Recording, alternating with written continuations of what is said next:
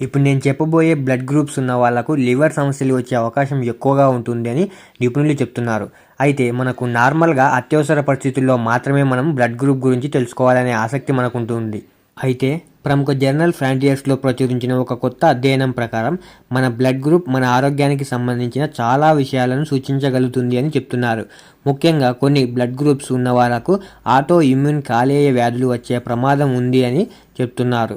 ఈ పరిశోధనలో ముఖ్యంగా ఏ బ్లడ్ గ్రూప్ ఉన్న వాళ్లకు ఆటో ఇమ్యూన్ కాలేయ వ్యాధులు వచ్చే ప్రమాదం ఎక్కువగా ఉంటుంది అని తెలిపింది.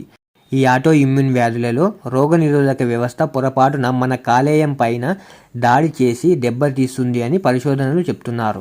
పరిశోధకులు సుమారు 1200 మందిని పరిశీలించగా కాలేయ సమస్యలు ఉన్న 114 మందిలో ఎక్కువగా ఏ బ్లడ్ గ్రూప్ ఉన్న వాళ్ళే ఉన్నట్లుగా గుర్తించారు. దీని తర్వాత ఓ గ్రూప్, బి గ్రూప్ అలాగే ఏబీ గ్రూపులు కూడా ఉన్నాయి. ఇక బి బ్లడ్ గ్రూప్ ఉన్న వాళ్లకు కాలేయ వ్యాధులు వచ్చే ప్రమాదం చాలా తక్కువగా ఉంటుంది అని పరిశోధకులు చెప్తున్నారు. ముఖ్యంగా ప్రైమరీ బిలియరీ కొలాంగైటిస్ అంటే పీబీసీ అనే దీర్ఘకాలిక కాలేయ వ్యాధి బారిన పడే అవకాశం వీరికి తక్కువగా ఉంటుంది అని, పీబీసీలో పిత్తవాహికలు దెబ్బతిని పిత్తం కాలేయంలో పేరుకుపోయి చివరికి సిరోసిస్ మరియు కాలేయ వైఫల్యానికి కూడా దారితీయవచ్చు అని చెప్తున్నారు.